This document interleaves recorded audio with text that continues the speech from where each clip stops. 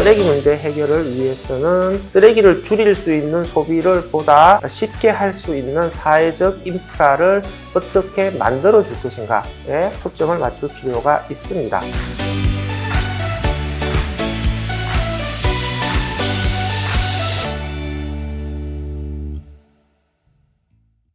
자, 쓰레기 문제, 특히 플라스틱 문제를 해결하기 위해서 우리는 무엇을 해야 될까요?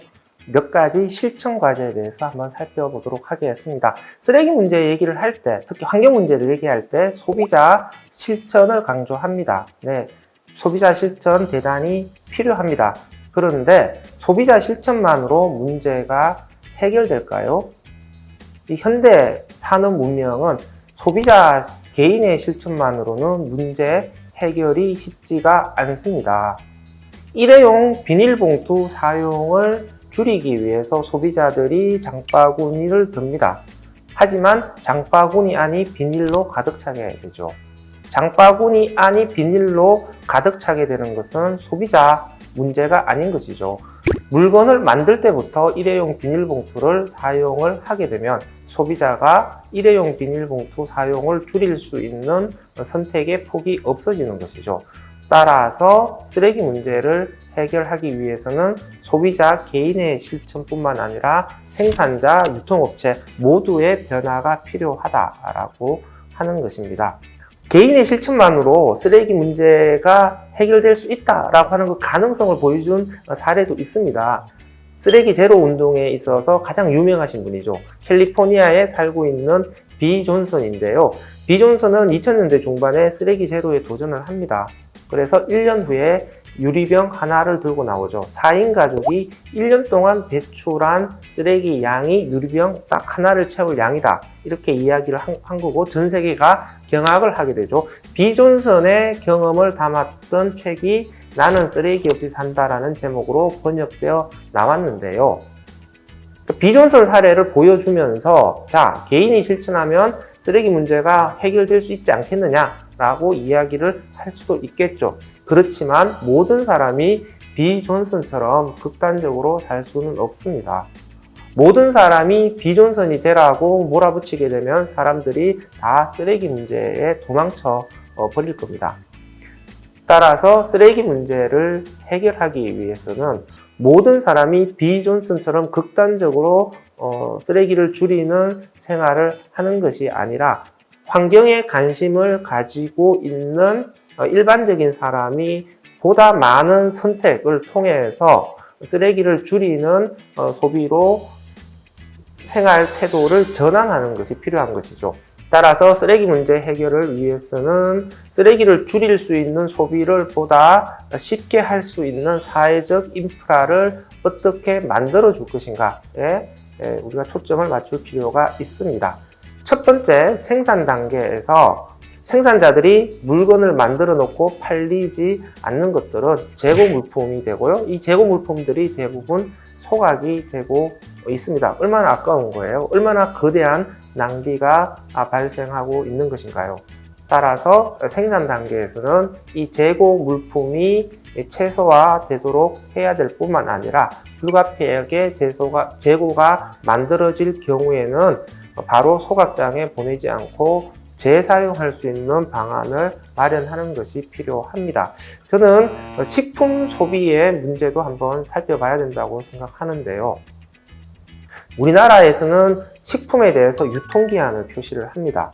그런데 이 유통기한이라고 하는 것은 생산자 관점에서 최적의 품질을 유지할 수 있는 기한을 의미합니다. 소비자가 식품을 안전하게 소비할 수 있는 기한을 표시하는 것은 소비기한이죠. 근데 우리나라는 유통기한만 표시를 합니다. 우유의 유통기한은 10일이에요. 그런데 소비기한은 50일입니다. 냉장고에 보관만 잘하면 우유는 50일 동안 보관해서 마실 수가 있는 것인데 유통기한만 딱 표시를 하기 때문에 우리나라 소비자들은 유통기한 10일이 지나면 우유는 마실 수 없는 것이라고 착각을 해서 다 쓰레기로 버려버리죠. 이런 유통기한 표시로 인해서 먹을 수 있는 식품들이 다 쓰레기로 버려집니다. 이런 손실들이 연간 1조 이상이라고 이야기를 합니다. 그러니까 이 표시 제도만 바꾸더라도 식품 영역에서 엄청난 낭비를 줄일 수 있다라고 하는 것을 보여줍니다. 따라서 이 생산 단계에서 발생하는 이런 낭비들을 최소화시킬 수 있는 시스템이 필요하다라고 하는 것이고요. 필요하면 프랑스와 같이 재고 물품의 소각이나 매립을 금지하는 규제의 도입도 필요하다라고 생각을 합니다. 두 번째, 일회용 포장재를 어떻게 줄일 것이냐라고 하는 것이죠. 플라스틱 중에서 가장 많은 양을 차지하는 것이 일회용 포장재입니다.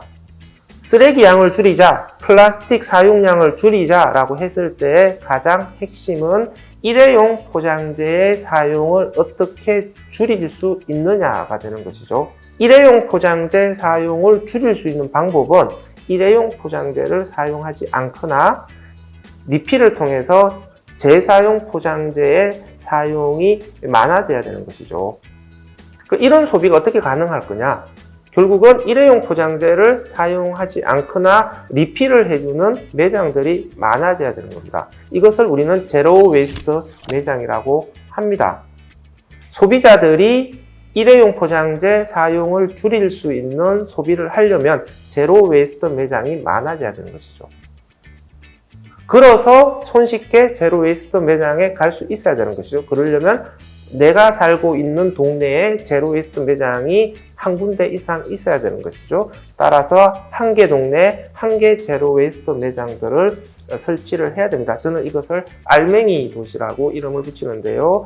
마포구의 망원시장 근처에 알맹상점이라는 유명한 제로 웨이스트 매장들이 있습니다. 소비자들이 자기 용기를 들고 가면 필요한 만큼 들어서 구매를 할 수도 있고요. 여기에서 판매되는 모든 물품은 포장재 없는 제품만을 판매를 합니다. 이런 알맹상점 같은 매장들이 전국 곳곳에 많아져야 된다라고 하는 것이고요.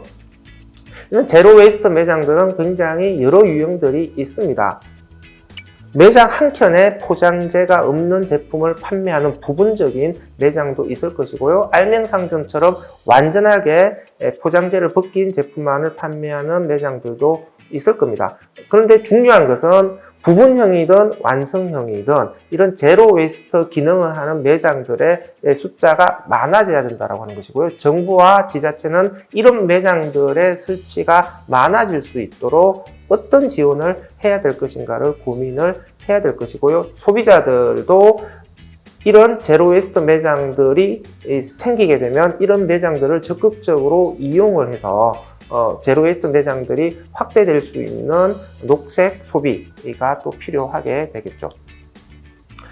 제로 웨이스트 매장들이 좀 더 체계적으로 활성화되기 위해서는 이 제로 웨이스트 매장들을 지원할 수 있는 지원 인프라 확보도 필요합니다. 샴푸나 세제 리필의 경우에도 매장 내에서 판매되는 리필 용기를 전문적으로 세척해주는 지원 설비들이 확대되어야만이 매장 운영이 보다 손쉽게 되면서 확대될 수 있게 될 것입니다.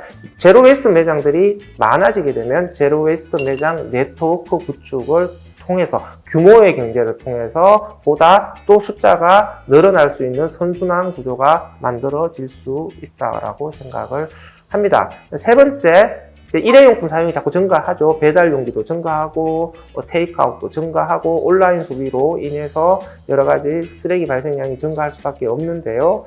그럼 이 일회용품을 재사용 용기로 어떻게 바꿀 수 있을 것이냐라고 하는 것이죠. 용기 내 챌린지를 많이 합니다. 자기 용기를 들고 가서 음식을 사 먹는 것인데요. 일회용 용기 사용을 줄일 수 있는 방법으로 좋은 방법이라고 생각을 합니다. 하지만 용기 내 챌린지를 넘어서 일회용기를 다회용기로 바꿀 수 있는 보다 체계적인 시스템 구축이 필요하고요. 저는 이것을 다회용기 보증금 시스템이라고 생각을 합니다. 그래서 음식점에서 다회용기를 사용하고 다회용기에 보증금을 붙여서 서비스를 제공하게 되면은 소비자들이 다회용기를 테이크아웃 한 다음에 다시 반환할 수 있는 시스템이 마련되어 있겠죠. 반찬 가게 같은 경우에도 대형 유통 매장에서 다회용기에 반찬을 담아서 보증금을 붙여서 판매를 하게 되면 굳이 우리가 반찬을 사기 위해서 일회용품을 살 필요는 없게 되는 것이죠. 다회용기 보증금 시스템에서 다회용기 대여 세척 산업이라고 하는 새로운 산업이 결합을 하게 되면 다양한 분야에서 일회용기를 다회용기로 대체할 수가 있습니다. 다회용기 대여 세척 산업이라고 하는 것은 분업화 전문화를 하자라고 하는 것이죠. 음식점에서 다회용기를 수거해서 세척까지 하는 것은 너무 어려운 것이죠. 그래서 음식점에서는 다회용기를 빌려서 음식을 담아서 서비스를 제공하고, 다회용기를 빌려준 업체에서 다회용기를 수거해서 전문 세척 설비에서 세척해서 다시 음식점에 공급하는 이런 분업화를 하게 되면은 조금 더 체계적으로 그리고 좀 더 편리하게 그리고 위생적으로 다회용기를 사용할 수 있는 인프라가 구축이 될 수 있다라고 하는 것이죠. 배달 음식 같은 경우에도 저는 좀 가치 소비 동맹이 필요하다라고 생각을 합니다. 배달 용기에 다회용기를 사용하게 되면 음식 가격이 좀 높아지거든요. 음식 가격이 높아지더라도 일회용품이 아니라 다회용기로 배달시켜 먹겠다라는 가치 소비를 할 수 있는 소비자들이 많아져야 된다라고 하는 것이고요. 저는 가치 소비 동맹의 우선 타겟이 비건들이라고 생각을 합니다. 요새 제비족이라는 단어도 유행을 하고 있잖아요. 제로 웨이스트와 비건을 같이 실천하는 사람들을 제비족이라고 이야기를 하는데요. 비건들의 경우에는 제로 웨이스트에 굉장히 관심이 많습니다. 그래서 비건 전문 식당과 비건들을 다회용기 음식 배달로 연결시켜 주게 되면은 다회용기로 배달을 하는 소비 모델들이 조기에 정착할 수도 있다라고 생각을 합니다. 카페의 경우에도 이제 다회용기로 테이크아웃을 할 수가 있는 것이죠. 보증금을 붙여서. 이미 스타벅스의 경우에는 올해 하반기부터 다회용기에 1,000원의 보증금을 붙여서 테이크아웃 하는 서비스를 제주도에서 시범 사업을 하겠다고 발표를 했고요. 제주도에서의 진행상을 보면서 2025년까지 전국의 모든 매장에서 일회용 컵 테이크아웃을 없애야겠다라고 선언을 했습니다. KT 본사의 경우에는 트래시 버스트즈라는 업체와 같이 협업을 해서 KT 본사 건물 내 카페에서는 일회용 컵 테이크아웃을 모두 다 없앤 사례도 나오고 있고요. 서울시 중구청 같은 경우에는 저소득층의 도시락 지원 사업을 하는데요. 일회용 용기의 도시락을 담아서 제공하는 것이 아니라 다회용기에 음식을 담아서 제공하는 이런 사업도 하고 있습니다. 그러니까 일회용기를 다회용기로 대체하는 모델들이 나오고 있는데요. 이런 모델들이 앞으로 보다 확산될 필요가 있다라고 하는 것이죠. 마지막으로 재사용을 확대하기 위한 핵심 인프라로 각 지자체별로 재사용 업사이클 센터의 설치가 필요하다고 생각합니다. 재사용 업사이클 센터는 중고 제품을 판매하거나 업사이클 제품을 판매하거나 수리수선 서비스를 제공하거나 자원순환 체험 교육을 주민들에게 제공하는 자원순환 복합 서비스 제공 센터가 되는 것이죠. 지자체별로, 그러니까 시군구별로 재사용 업사이클 센터가 들어서게 되고요. 이 재사용 업사이클 센터를 시작으로 해서 동네 단위로 이제 매장들이 설치가 돼야 되는 것이죠. 동네 단위로 제로 웨이스트 숍도 들어서고요. 이 제로 웨이스트 숍들이 중고 물품도 판매하고요. 업사이클 제품도 판매하고 재활용품도 모아주는 방앗간 역할도 같이 하게 되는 것이죠. 그리고 재사용 업사이클 센터를 중심으로 해서 기업의 재고품을 기부를 받아서 동네 재사용 매장에 공급해주는 도매상 역할도 할 수가 있게 되는 것이죠. 이런 식으로 촘촘하게 인프라가 구축이 되어야 비로소 우리는 좀 더 편하게 쓰레기를 줄일 수 있는 제로 웨이스트 라이프 스타일을 구현할 수가 있게 되는 것이죠. 이런 인프라가 구축될 수 있도록 기업, 정부의 적극적인 지원이 필요하고요. 소비자들의 경우에도 이런 매장들이 생겼을 때에 이런 매장들을 적극적으로 이용하겠다라는 소비의 변화도 필요합니다. 쓰레기 문제 해결을 위해서 우리가 무엇을 해야 될 것인지에 대한 과제들을 살펴봤습니다. 다음 시간에는 우리가 일상생활에서 가장 쉽게 할 수 있는 실천, 분리배출을 정확하게 어떻게 해야 되는지에 대해서 살펴보도록 하겠습니다. 다음 시간에 뵙겠습니다.